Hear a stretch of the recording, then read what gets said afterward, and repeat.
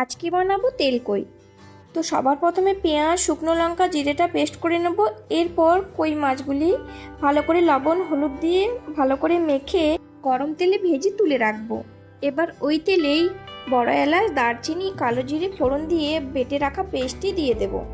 বেটে রাখা পেস্টটি ততক্ষণ কষাবো যতক্ষণ না শুকনো শুকনো হয়ে আসে। তো ঢাকা দিয়ে আমরা শুকনো করে নেব।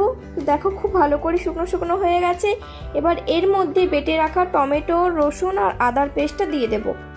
এরপর হলুদ, লবণ, কাশ্মীরি লঙ্কার গুঁড়ো দিয়ে মশলাটা খুব ভালো করে কষিয়ে নেব যতক্ষণ না টমেটোর কাঁচা গন্ধটা চলে যায়।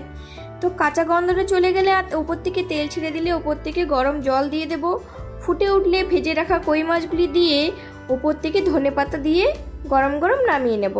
গরম ভাতে খেতে খুবই ভালো লাগবে। আপনারাও বাড়িতে একবার এইরকম ট্রাই করে দেখবেন। আর খেতে কিন্তু খুব টেস্টি হয়েছিল। ভালো লেগে থাকলে একটা লাইক করে